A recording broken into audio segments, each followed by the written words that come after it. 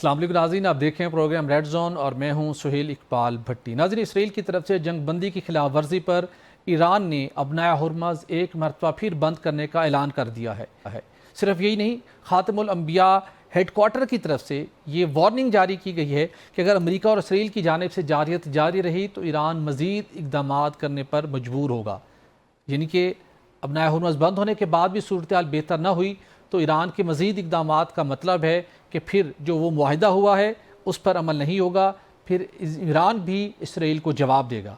सवाल ये है, जो अमेरिकन इंटेलिजेंस एजेंसियाँ भी ये रिपोर्ट कर रही थी कि इसराइल और नेतन्याहू ये इस मुआहिदे को सबोताज करने की कोशिश करेंगे। इससे पहले अमेरिकी सदर डोनाल्ड ट्रंप ने भी बहुत से तहफ़्फ़ुज़ात का इजहार किया और नेतन्याहू की अच्छी खासी उन्होंने क्लास ली, लेकिन उसके बावजूद क्या ऐसा वजह है कि कोई भी ताकत, दुनिया की सुपर ताकत भी अपने बगल बच्चे का, इसराइल का इन मजालिम से हाथ रोकने में कामयाब क्यों होते दिखाई नहीं दे रही? क्या अमेरिका की कॉन्सेंट के साथ ये हमले हो रहे हैं या नहीं? और क्या इससे ये सारा जो डायलॉग का प्रोसेस है ये मुतासिर तो नहीं होगा? इस पर आज के शो में बात करेंगे। इसके साथ आपको बताएंगे कि अमेरिका ईरान के मबैन जो नेक्स्ट राउंड होना था मुज़ाकरात का, उसके ऊपर बहुत से गैर यकीनी के बादल आ गए थे, लेकिन वज़ीर दाखिला मोहसिन नकवी ईरान पहुँचे, ईरानी क़यादत से मुलाकातें की और उसके बाद अब दफ्तर खारजा की तरफ से ये स्टेटमेंट सामने आई है कि 21 जून को यानी कल स्विट्ज़रलैंड के शहर बर्गनस्टॉक में टेक्निकल राउंड स्टार्ट होगा, जहां पर अमरीकी, ईरानी वहां पर हुकाम मौजूद होंगे और पाकिस्तान की तरफ से भी वहां पर नुमाइंदगी होगी। तो ये मुज़ाकरात का सिलसिला आगे बढ़ने जा रहा है। कब तक ये सिलसिला आगे चलेगा और फुल एंड फाइनल सेटलमेंट होगी, इस पर भी बात करेंगे। इसके साथ आपको बताएंगे नाज़रीन के बलूचिस्तान में दहशतगर्द तंजीमों BLA और BLF ने बेगुनाह शहरियों को कत्लेआम करते हैं। BYC जो ऐसे एक्ट की उसको मजम्मत करनी चाहिए, लेकिन वो ऐसे एक्ट की मजम्मत करने की बजाय वो बच्चों को, ख़वातीन को अब इस्तेमाल करते हुए आम शहरियों की मामूलात ज़िंदगी को मुतासिर करते हैं, वो हालात को ख़राब करने का बायस बन रहे हैं। इसके पसे पर्दा मकासद क्या हैं और BYC को कैसे बलूचिस्तान की आवाम काउंटर कर सकते हैं, इस पर भी आज के शो में बात करेंगे। उसके साथ आपको बताएंगे कलअदम जॉइंट अवामी एक्शन कमेटी के रहनुमा ख्वाजा महरान अरशद के खिलाफ गद्दारी का मुकदमा दर्ज कर लिया गया है। ये एक बड़ा ही गैर मामूली इकदाम उठाया गया है और आज़ाद कश्मीर के सीनियर सियासतदानों ने ऐसे अनासिर को फांसी देने का मुतालबा किया है जो बगावत पर उसार हैं, जो गद्दारी के मुर्तकिब हो रहे हैं। क्या अब रियासत ने हतमी कार्रवाई का फैसला कर लिया है? इस पर भी बात करेंगे और इसके साथ प्रोग्राम के आखिर में बात करेंगे पाकिस्तान तहरीक इंसाफ की मुश्किलात मज़ीद बढ़ती जा रही हैं, जहाँ पर सीनियर रहनुमाओं को आज लाहौर की एक अदालत ने 9 मई के केसेस में मज़ीद 10-10 साल की सजाएं सुनाने का ऐलान किया है। इस पर भी आज के शो में बात करेंगे। इन टॉपिक्स पर बात करने के लिए स्टूडियो में मेरे साथ होंगे सीनियर तजज़ियाकार ख्वाजा मतीन साहब, जबकि जूम लिंक पर हमें ज्वाइन कर रहे हैं ब्रिगेडियर रिटायर्ड हारिस नवाज साहब।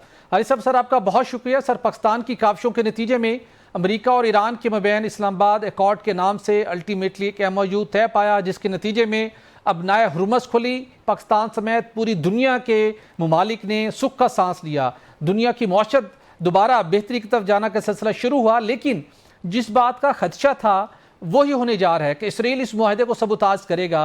मुआहदे की खिलाफ वर्जी हो रही है। इसराइल ने लेबनान पर हमलों का सिलसिला जारी रखे हुए है और अब ईरान ने दोबारा अब नया हुर्मज़ बंद करने का ऐलान कर दिया है। किस तरह सिचुएशन सर जाती हुई आपको दिखाई दे रही है? देखें, बात यह है कि एक पाकिस्तान ने बहुत मेहनत करके प्रोफेशनल तरीके से, फील्ड मार्शल ने सिंसेरिटी से ये इसको बड़ी पाए तकमील तक पहुंचाया और प्रेसिडेंट ट्रम्प ने और प्रेसिडेंट पज़ेश्कियान ने इसको साइन किया, फिर पाकिस्तान ने एंडोर्स किया।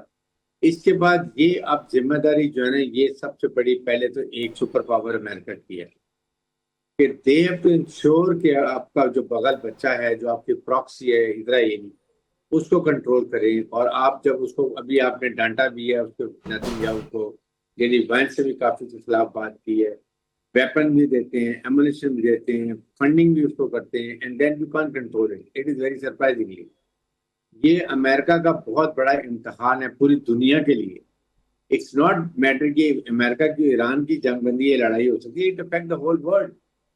आप जिस स्टेट ऑफ हरमूज बंद करते हैं, नेवल ब्लॉकेट लगाते हैं, तो 25% ब्लॉकेट यहाँ पर आ जाता है, तो इससे आप मुझे बताएं मिडिल ईस्ट की पूरी सप्लाई रुक जाती है, ईरान की सप्लाई रुक जाती है, और इससे दुनिया में इकोनॉमिक और एनर्जी क्राइसिस जो हो जाती है, उसके आपने कितना बड़ा एक मसला देखा। दुनिया सुख का साथ भी दोबारा ही प्रॉब्लम हो रही है जी। एंड अगर एक इजराइल अगर इस मायदे को सपोर्ट करता है तो ये मेरे ख्याल में अमेरिका के लिए शर्म की बात, it is highly embarrassing for American कि आपका प्रेसिडेंट आके एक मुसव्वदे पर साइन करे, मेमोरेंडम ऑफ अंडरस्टैंडिंग पर, और उसके बाद वो एक छोटा सा मुल्क जिसको ईरान अगर अमेरिका सपोर्ट ना करे तो इमरान उसको ऐसा सबक सिखाए कि नस्लें याद करें। बिल्कुल ऐसा सर, वो खुद और दुनिया वो उसको जाके अमेरिका का बगल बच्चा कहती है इसराइल को, और वही उसकी बिल्कुल। वो खिलाफ वर्जी कर रहा है, उनके लिए एम्बेरसमेंट का बाइस बन रहा है। तो इसलिए बात ये कि दे आई श्योर कि अमेरिकन एक दो दिन के अंदर ये इसको कंट्रोल करेंगे अच्छा। और बड़ी सख्ती से कंट्रोल करेंगे, इसलिए कि वो ईरान एक्चुअली इसराइल का जो एक मकसद है वो पूरा नहीं हुआ। मकसद उसका यही था कि ईरान हमेशा के लिए मिलिटरली जीरो हो जाए, जीरो बटा जीरो हो जाए, ना न्यूक्लियर कैपेबिलिटी हो, ना मिसाइल कैपेबिलिटी हो, ना ड्रोन कैपेबिलिटी हो, रजीम चेंज हो जाए, अपनी मर्जी के रजीम आ जाए, वो आके इसराइल को रिकग्नाइज कर ले, और जब ग्रेटर इसराइल के लिए वो अपना एक ख्वाब पूरा करने के लिए जी। मिडिल ईस्ट जाता है तो पीछे उसको ईरान का थ्रेट ना हो, या उसकी प्रॉक्सी जो है हिजबुल्लाह, हमास, हूथी, वो उसको तंग न करे। वो उसमें मिजरेबली फेल हो गया, बिल्कुल ठीक। इसलिए इस तरह की हरकतें कर रहे हैं। बिल्कुल ठीक, बट लेकिन आई सर थिंक अगर अमेरिका चाहे जी तो देयर इज नो क्वेश्चन कि इजराइल उसकी बात ना माने बिल्कुल ठीक। और ये करे, क्योंकि नेतन्याहू को अपना इक़्तिदार खत्म होता नजर, जिस दिन ये बंदबंदी होगी, लेबनान में जंग सुपर ये जंगबंदी होगी, मुआहदा इफेक्टिव होगा, इसका नेतन्याहू का न सिर्फ इक़्तिदार खत्म होगा, ये जेल में जाएगा। बिल्कुल ठीक। दैट इज बिल्कुल ठीक। वाई। हारिस साहब हमारे साथ रहिएगा, मैं ख्वाजा मतीन साहब को शामिल गुफ्तगू करना चाहूँगा। खान साहब, क्रिटिकल सिचुएशन है, अगरचे कि इसराइल से ये तवक्को थी कि वो ऐसा करेगा कि इस मुआहदे को सबोताज करे, लेकिन अमरीकी सदर भी काफ़ी पहले फ्रस्ट्रेशन के शिकार दिए, उन्होंने अच्छी खासी सुनाई भी सही ट्रंप ने नेतन्याहू को, लेकिन वो बाज नहीं आ रहा। लेकिन पाकिस्तान डिटरमेंट है अगेन। सिचुएशन जैसे ही एस्केलेट हुई, मोहसिन नकवी साहब तेहरान पहुँचे, वहाँ पर दोबारा ईरानी क़यादत को इत्मीनान मिल लिया, और उसके बाद अनाउंसमेंट हो गया अल्टीमेटली कि स्विट्ज़रलैंड में कल बर्गनस्टॉक उनके उसके शहर में टेक्निकल लेवल के मुज़ाकरात शुरू होंगे, जो कि बहुत इंपॉर्टेंट था इस इनिशियल MOU को एक फुल एंड फाइनल सेटलमेंट में, एग्रीमेंट में कन्वर्ट करने के लिए। क्या आपको लगता है कि ये बातचीत का सिलसिला भी आगे बढ़ेगा, और उसके साथ जो लबनान के ऊपर इसराइल स्ट्राइक कर रहा है, जो आज रिस्पॉन्स दिया ईरान ने अपना हुरमज़ बंद करने का ऐलान करके, एटलीस्ट अब वहाँ पे भी हमें मुस्तकिल जंग बंदी होती दिखाई देगी, या इधर से हमें अमेरिका कहेगा हम इनको इंगेज किए रखें, और उधर से इसराइल को भी आंख मार दें कि आप अपना वहाँ काम जारी रखें? नहीं, आंखों को नहीं मारी जाएगी। पहले दिन से ही इस खदशे का इजहार किया जा रहा है, जब भी ईरान अमेरिका मादे को सबोटाज करेगा तो वो नेतन्याहू करेगा। बिल्कुल। अब अमेरिकन इंटेलिजेंस एजेंसियों की रिपोर्ट भी आ चुकी है कि हमें इससे मुख्तात रहना है। पहले डोनाल्ड ट्रंप ने, जैसा कि आपने कहा, उन्होंने लहदे की। कल JD वैंस ने बड़ी सख्त गुफ्तगू की है कि हमारे जो असलहा है, हमारे हमलों की वजह से आज तुम सर्वाइव कर रहे हो, लेकिन नेतन्याहू एक ऐसा बुचड़ ऑफ गज़ा है, जालम रकीकुल कल्ब शख्स है, जब तक इससे आहनी हाथों से किसी ने जवाब ना दिया ये बाज आने वाला नहीं है। ठीक है, मैं समझता हूँ चलो अमेरिका को भी इसका नोटिस लेना चाहिए। एग्रीमेंट ने, अमेरिका ने, देखिए बड़ी जो हारिस नवाज साहब बात कर रहे हैं कि अमेरिका की एम्बेरसमेंट हो रही है ना, एग्रीमेंट उसने किया है, और एक फरीक जो है छोटा सा मुल्क है, बदमाश मुल्क है, उसकी बात नहीं मान रहा। तो उसके खिलाफ मैं, अब ये मेरी दिली ख्वाहिश है कि अब जब ईरान नहीं बात मानता था तो ईरान पे हमला कर दिया, अब करे डोनाल्ड ट्रंप जुर्रत, मारे इस पर 2-4 बम, इसको पता चले, इसको मौत का ज़ायका चखे, खून और बरूद की बू इसे भी आए, तो इसको, इसने जो बयाना से नरमी से तो बाज नहीं आना। चलो अमेरिकन प्रेसिडेंट की तो ये एक स्टांस हो गया। दुनिया कहाँ है? क्या दुनिया देख नहीं रही कि सारी दुनिया ये चाहती है कि हम अमन की तरफ जाएं, अपना हुरमज़ खुले, लोग तजारत हो, साथ गुजारी का खात्मा हो। एक मुल्क बदमाश बना बैठा है। दुनिया को भी इस बारे में अब संजीदा से सोचना होगा। ये नहीं है किसी एक मुल्क को खुली छुट्टी दे दीजिए। पाकिस्तान के मज़ोमा जो इस वक्त जो इस मुज़ाकरात में शरीक रहे हैं, उनको मैं दाद देता हूँ बड़ी साहब, उन्होंने एक लम्हे भी हौसला नहीं छोड़ा। ये नेतन्याहू की रेशा दवानियों के बावजूद, सब कुछ करने के बावजूद, फिर मोहसिन नकवी साहब को भेजा फील्ड मार्शल ने, वो वहाँ गए, उन्होंने फिर ईरान का मिन्नत तरला करके कल के लिए उन्हें टेक्निकल मुज़ाकरात के लिए फिर तैयार कर लिया। ईरान भी सुलह चाहता है, अमन चाहता है।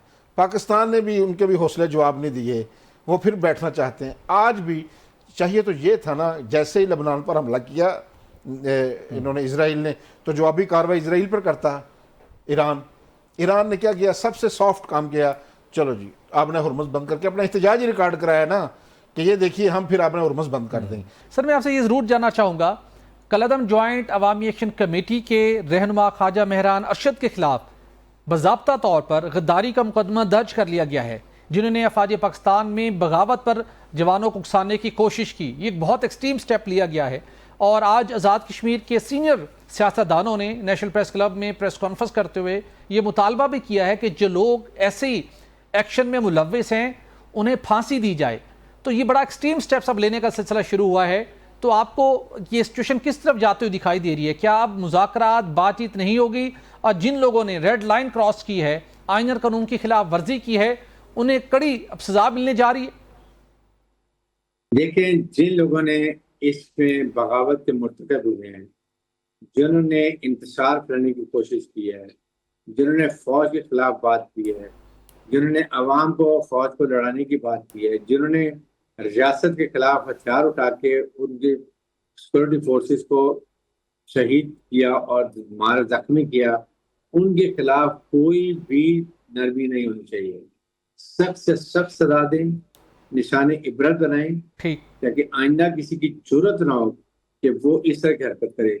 यस, ये होंगे 8 से 10 लोग ठीक, जिन्होंने ये सब फंडिंग भी ली है रॉ से और फिर कल फारे से भी, और उनके थ्रू जिन्होंने कोशिश की है इंतशार कराने की। मैंने बड़ा कश्मीर में सर्व किया है, कश्मीरी बहन भाई पाकिस्तान से मोहब्बत करते हैं। बिल्कुल, ये लोग कह रहे हैं कि ऐसे रास्ता छोड़ा जाए जाने के लिए कश्मीर। इनको नहीं पता कि वहाँ इंडिया में मकबूजा कश्मीर में, Indian illegally occupied Jammu and Kashmir में कश्मीरियों का क्या हाल है और वो कितनी पाकिस्तान से मोहब्बत करते हैं। जी, जब भी कोई में शहीद होता है, औरत, बच्चा, मर्द, बूढ़ा, उसको पाकिस्तान के झंडे में लपेट से दफन किया जाता है। वो पाकिस्तान के अली गिलानी शहीद ने कहा था कि हम पाकिस्तानी हैं, पाकिस्तान हमारा है। जी, वहां पर हर 9-8 लोगों के ऊपर एक फौजी है, जगह जगह नाके हैं, नौजवान बिहार जेल में है, कारोबार तबाह, उनके बागात तबाह, उनको कुछ करने की इजाजत नहीं है, पॉलिटिकल पार्टी सारे बंद हुए हैं। यहाँ कौन हर चीज आपको आजादी है बिल्कुल, पाकिस्तान में। आपको 12 रुपया बिजली पैदा करने के लाके जाती है, आपको 3 रुपए की बिजली मिल रही है, आटा सस्ता मिल रहा है, जी। चीनी सस्ती मिल रही है। सर ये तो पाकिस्तान अवामी में मसाइल, हर चीज़ महंगी अवामी मिलती है। मसाइल तो हल हो गए थे, तो उन अवामी मसाइल की आड़ के अंदर भारत का Yes. रॉ का एजेंडे को नाफिज करने की कोशिश की गई है। तो इनको ऐसे लोगों को, जो कुछ लोग जो रिंग लीडर्स हैं, जो इंतजार फैला रहे हैं, लीडर्स हैं, इनके खिलाफ बिल्कुल होना चाहिए और ऐसी सजा मिलनी चाहिए कि बाकियों को सबक मिले, बिल्कुल ठीक, कि आइंदा ऐसी हरकत नहीं करनी है। बिल्कुल ठीक, बाकी जो इनोसेंट लोग हैं जिनको एक्सप्लॉइट किया गया है, उनसे अभी मुज़ाकरात भी करें, उनसे बात भी करें, कोई हर्ज नहीं, लेकिन इन लोगों को नहीं छोड़ना जिन्होंने रावलाकोट के CMH को जाके घेरा किया और वहां पर मरीजों के ऊपर नुकसान पहुंचाया। क्या इनकी माफी है? नो, क्या जिन्होंने रियासत से हथियार उठाया उनकी माफी है? जिन्होंने फौज को, हमारे कश्मीर आजाद कश्मीर रजमंड, इतनी लड़ाका फौज, इतने जबाकश नौजवान, पाकिस्तान के लिए कितनी शहादतें उन्होंने दी हैं और उनको ये उकसाने की कोशिश करें, इनको माफी किसी बिल्कुल हालत में नहीं ठीक, देनी। बिल्कुल ठीक, इनको माफी की किसी सूरत नहीं मिलनी चाहिए और अब वक्त आ गया कि इन्हें निशाने इबरत बनाया जाए। हमारे साथ थे ब्रिगेडियर रिटायर्ड हारिस नवाज, आपका बहुत शुक्रिया। नाज़रीन यहाँ पर ब्रेक लेंगे, ब्रेक के बाद गुफ्तगू ऐसे जारी रहेगा, हमारे साथ रहिएगा।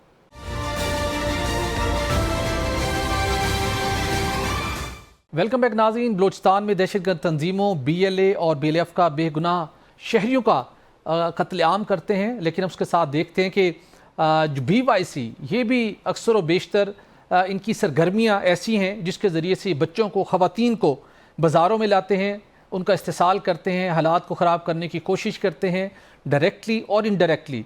इनकी जो तमाम तरह इक़दामात हैं, इनके जो एक्शंस हैं, वो BLA को और BLF को सपोर्ट करते हैं। आखिर BYC बलूचिस्तान के आम शहरियों की, बलूचिस्तान के मासूम लोगों की ज़िंदगियों को ख़राब करने पर क्यों तुली है? कैसे इनका रास्ता रोका जा सकता है? कैसे बलूचिस्तान के अवाम ऐसे चेहरों को पहचान सकते हैं कि इनके प्रोपेगंडे में वो ना आएँ और अपने आप को अपने सूबे की बेहतरी के लिए एक तमीरी और मुस्बत किरदार में मसरूफ़ रखें? ये कैसे मुमकिन होगा? इस पर बात करने के लिए हमें ज्वाइन कर रहे हैं सेनेटर दिनेश कुमार, रहनुमा BAP हैं। सर आपका बहुत शुक्रिया।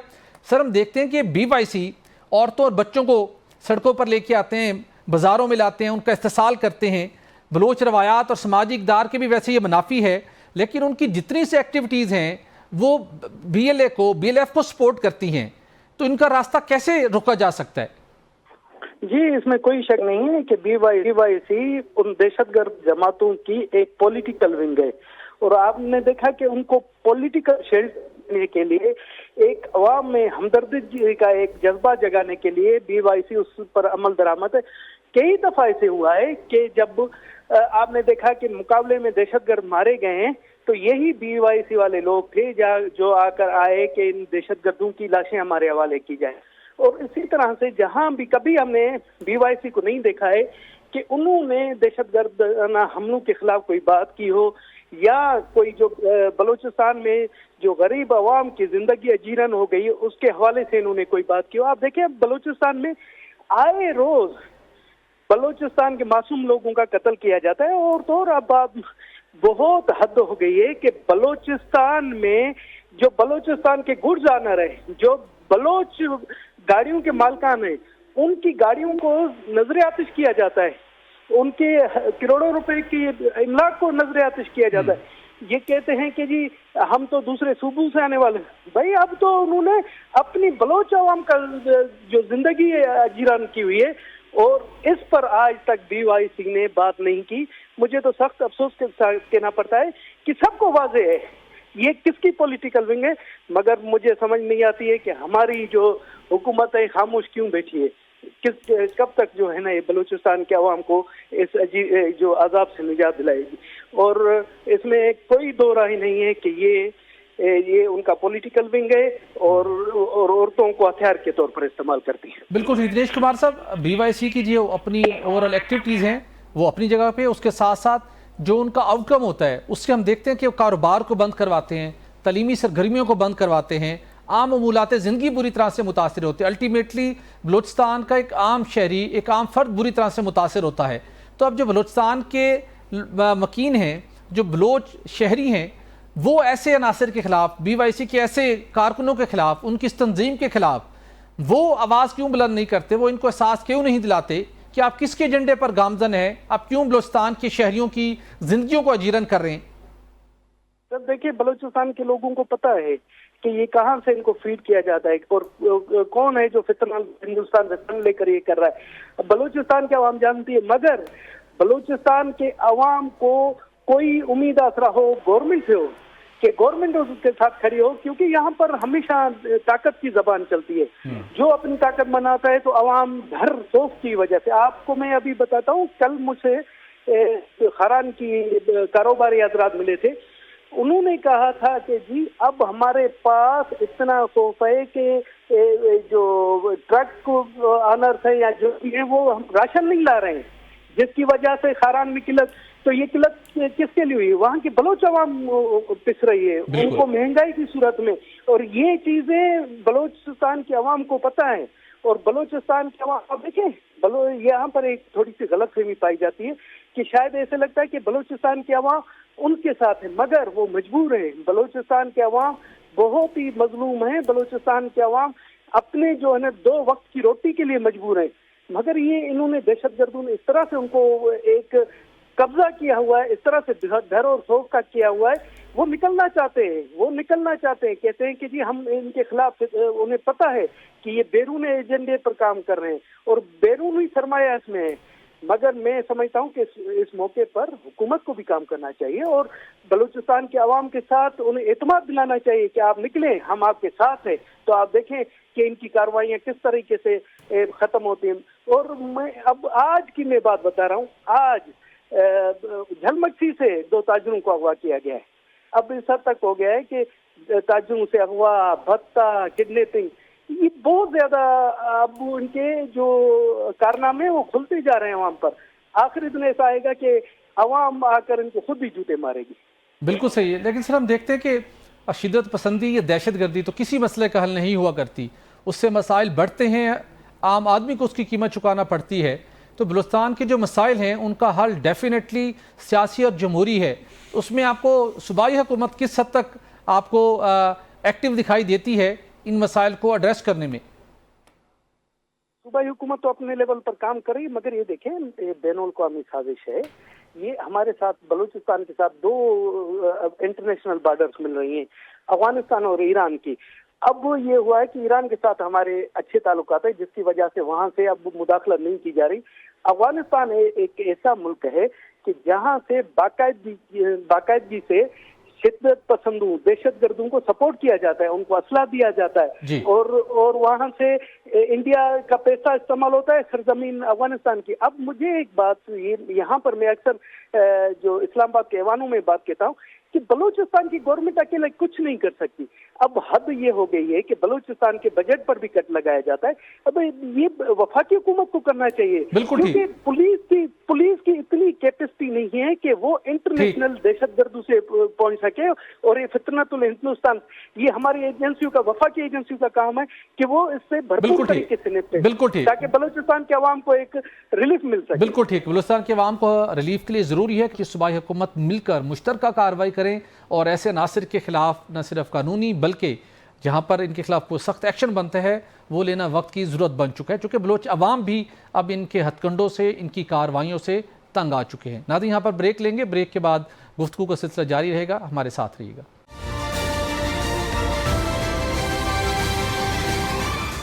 वेलकम बैक नाज़रीन। मुसल्लह अफवाज में बगावत पर उकसाने के सिलसिले के अंदर कार्रवाई का अमल सामने आया है, जिसके तहत कलअदम जॉइंट अवामी एक्शन कमेटी के रहनुमा ख्वाजा मेहरान अरशद के खिलाफ गद्दारी का मुकदमा दर्ज कर लिया गया है। ये एक बड़ी पेशरफ्त हुई है और इसी सिलसिले के अंदर आज़ाद कश्मीर के नुमाइंदों ने आज इस्लामाबाद नेशनल प्रेस क्लब में एक अहम तरीन प्रेस कॉन्फ्रेंस करते हुए ऐसे अनासिर के खिलाफ जो भी का ऐसे वारदातों में, ऐसे बयानात में और ऐसी कार्रवाइयों में मुलविस है, उनके खिलाफ न सिर्फ कानून के मुताबिक सख्त कार्रवाई का मुतालबा किया है बल्कि ऐसे लोगों को फांसी देने का भी उन्होंने मुतालबा किया है। आज़ाद कश्मीर के इन सीनियर और हकीकी नुमाइंदों को इस एक्सट्रीम स्टेप पर क्यों जाना पड़ा और सूरत हाल है क्या, इस पर बात करने के लिए मेरे साथ मौजूद हैं ख्वाजा मतीन साहब। ख्वाजा साहब, जानना चाहूँगा, कलअदम जॉइंट अवामी एक्शन कमेटी के सीनियर रहनुमा ख्वाजा मेहरान अरशद, जो कि लीड करते हुए हमें अक्सर दिखाई देते थे, उन्होंने जो लबो लहजा इख्तियार किया और मुसल्लह अफवाज में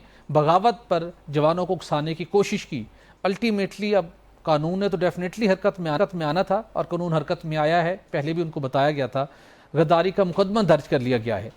तो ये क्या अब पैगाम आ रहा है रियासत के खिलाफ? क्योंकि बहुत से लोग ये सवाल कर रहे थे कि ये वो लोग हैं जिनके साथ आपने पहले मुज़ाकरात किए, बातचीत की, और अभी भी कुछ लोग कह रहे थे कि इनके साथ बातचीत होनी चाहिए, लेकिन क्या वक्त गुजर चुका है बातचीत का, मुज़ाकरात का, और अब जो एक फाइनल एक्शन है वो नहीं जा रहे? भट्टी साहब, एक बात तो जहन में आपके रहनी चाहिए कि ये जो टोला है, ये इस वक्त जॉइंट अवामी एक्शन कमेटी जो कलअदम हो चुकी है, उसमें ये ख़ास दो लोग हैं, ख्वाजा मेहरान और सरदार ईमान। इनको आप कश्मीरी अवाम न समझें, ये आपके जहन में रहनी चाहिए बात। जितने भी हमारे नाजरीन हैं कि लोग समझें कि कश्मीरी ने बात कर दी, इसकी कोई वक़्त नहीं है, कोई अहमियत नहीं है।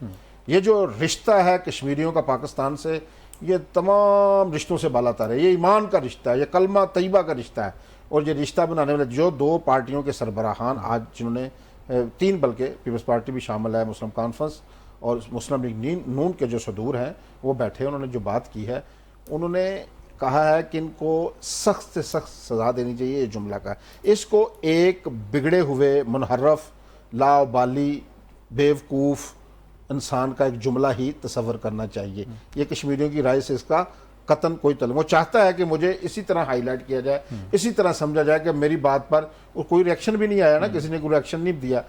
अब इन लोगों ने जो कश्मीर के साथ रिश्ता बनाया है ना, जो पाक फौज के साथ रिश्ता है कश्मीर का, ये उनका मन मर्जी का रिश्ता है। एक बात बड़ी समझने की जरूरत है, 14 अगस्त 1947 को पाकिस्तान बना है ना, 19 जुलाई को सरदार इब्राहिम कायदे जो गाज़ी मिल्लत हैं, जो पहले बानी सदर भी हैं आज़ाद कश्मीर के, उनकी सरबराही में, यानी कि 17 दिन पहले 19 जुलाई को एक करारदाद हलाके पाकिस्तान की उनके घर पर मंजूर होती है कि हम पाकिस्तान के साथ हैं। ये खुद उन्होंने अपना, अब पाक फौज के साथ जो रिश्ते हैं, जितनी हर दूसरे घर में एजेके के या तो वहाँ हाज़र सर्विस फौजी है या रिटायर फौजी बसता है।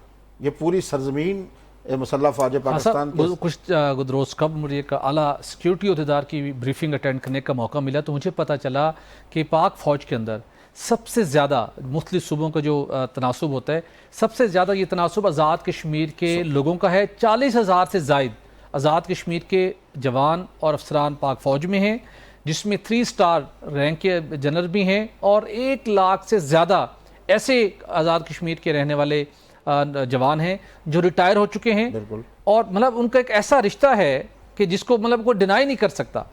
इस जाहिल आदमी ने, इस बेवकूफ़ आदमी ने उस रिश्ते में कैसे, क्योंकि अभी इन पर स्पॉटलाइट पड़ रही है ना, ये समझते इस वक्त हम बात करेंगे तो पूरी दुनिया में एक्सप्लाइड होगी। ये ना कोई इसका कोई एजेके की नुमाइंदगी से कोई तल्लक है, ना ये कभी कौंसलर मुंतखब हुए हैं। हाँ, एक जत्था उनके साथ ज़रूर है जहाँ वो बैठे हुए हैं। इनको इस महीने में कतन न लिया जाए कि ये कोई कश्मीरियों की कोई आवाज़ है। कानून ने अपना रास्ता लेना है और इसके लिए एक बड़ी अहम बात है, मैं बताने लगा हूँ कि जो धरने में बैठे लोग हैं, एक तो लीडर को एहसास हो गया है, वो कह रहे हैं यहाँ जो इस स्टेज से जो गलत तकरीरें करने वाले हैं उनसे हमारा कोई ताल्लुक नहीं है।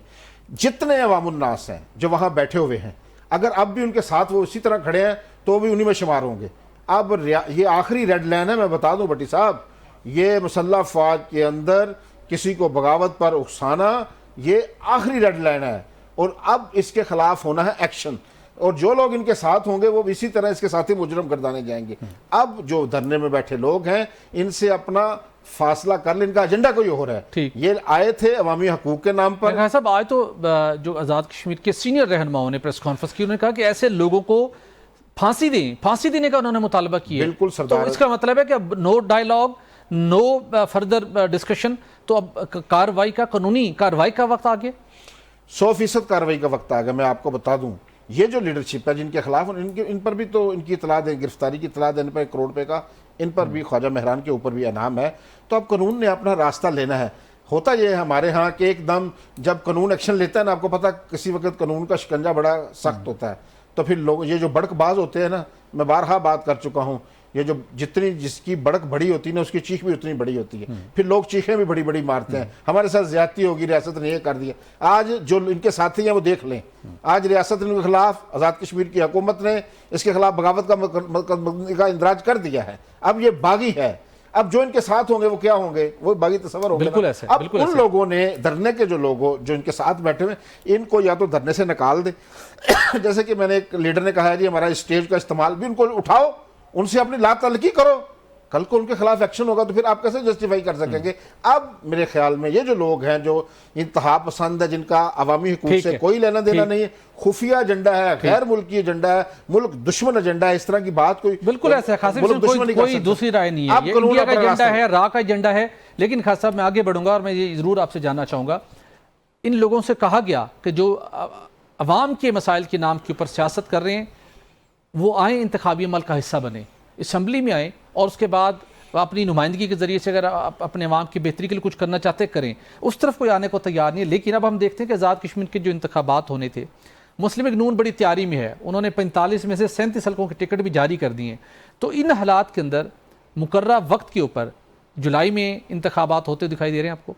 बिल्कुल 100% अपने वक्त पर इंतखाब होंगे। ठीक है ना, जो तैयारियां इलेक्शन कमीशन ने की हैं, इस तरह पीपल्स पार्टी ने भी वो भी 1-2 दिन में आप देखेंगे उम्मीदवारों का ऐलान कर देगी, मुस्लिम कांग्रेस भी अपने टिकटों का ऐलान कर देगी। इंतखाबात अपने वक्त पर होने हैं। ठीक है। और ये लोग, इनको जब मियां नवाशी साहब ने ये बात की, बिलावल भुट्टो साहब ने ये बात की है, ख्वाजा साहब ने ये बात की है, ये आज खुद सरेंडर कर दें, क्योंकि अब ये मामला बगावत की तरफ जा रहा है।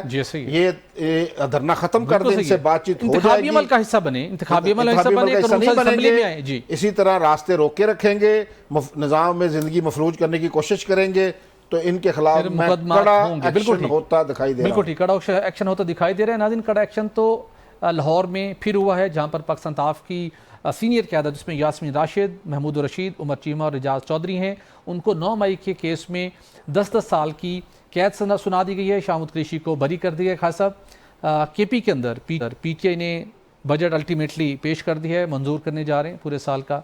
मरकज़ के अंदर प्राइम मिनिस्टर ने कहा कि आए बैठ के बातचीत करते हैं। महमूद खाना चकजई उनके पास गया, कैसर भी, और आजकल बातें हो रही हैं। इसके साथ मिस्टर गोहर भी काफ़ी पॉजिटिव और सॉफ्ट दिखाई दे रहे हैं।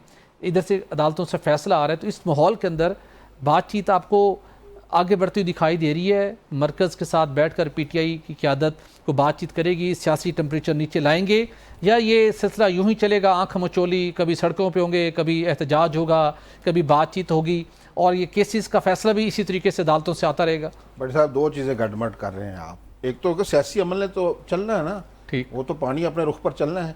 तो अदालतों ने भी अपने रुख पर चलना है ना। बिल्कुल ठीक है। ये तो नहीं ना कि वज़ीर-ए-आज़म ने दावत दे दी, अदालतों का भी अभी फैसला नहीं सुनाना। पीटीआई तो ये हमारी तो करती है ना गुफ्तगू- कि इनसे बातचीत करें तो उधर ये कुछ करें और उधर से ये सिलसिला थमे। यही हम अरसा दराज से इनके गोश गुजार करते रहे हैं। अभी देखिए ना, जिस तरह आज़ाद कश्मीर की हम बात कर रहे हैं, अब कानून अभी मुकदमे बन रहे हैं ना, कल 5 साल बाद, 2 साल बाद, 6 ये फिर इन्होंने सजाएं होनी है ना, किसी मंतकी निजाम की तरफ जाना जी, ना बिल्कुल चीज़ों ने। ऐसा अब ये चीज़ें जब 9 मई को अमलाक तबाह कर रहे थे, ये सारी चीज़ें कर रहे थे, तो उनकी आज वक्त आ गया उनको सजाएं देने का। तो वो तो कानून अदालतों ने अपना रास्ता लेते रहना, सजाएं देते रहना। जो जुर्म जिसने नहीं किया था, ये भी उन्हीं की पार्टी के शाहमूद कुरैशी साहब है ना, ये बरी हो गए। जो जुर्म में मुलव्वस पाएगा उनको सजा होगी। तो अदालतें अपना रास्ता लेगी। अगर ये मुज़ाकरात और किसी को चीज़ में- अदालतों से जोड़ने की ठीक कोशिश है। करेंगे तो फिर मामला नहीं आगे तो किसी बढ़ेगा। चीज पे आगे चल के मफाहमत हो गई तो फिर इन पर भी नजरसानी हो जाएगी, आप ये कह रहे हैं। कभी होगी तो फिर होगा, जब बिल्कुल ठीक होगी। चलें, फिल वक्त तो कड़ा वक्त है जो कि मजीद लात लेके आ रहा है। तहम ये सब कुछ पाकिस्तान तहरीक इंसाफ के अपने हाथ में है कि वो कैसे इन हालात से अपने लिए बेहतरी का कोई रास्ता निकालती है, या सिर्फ वो टकराव एहतजाज के ज़रिए से कोई हुकूमत पर प्रेशर बिल्ड करके कोई कामयाबी हासिल करने की पॉलिसी पर गामजन रहेगी। तो उस तरह तो नहीं लगता कि उनके कुछ हालात ठीक हो सके। सियासतदानों को अल्टीमेटली सियासी रास्ता अख्तियार करना पड़ता है, सियासतदानों से बातचीत करनी पड़ती है, और बंद गली से जाकर भी कोई ना कोई छोटी सी विंडो ओपन करनी पड़ती है। नाज़रीन, आज के लिए इतने ही, इजाज़त दीजिए। अल्लाह हाफिज़।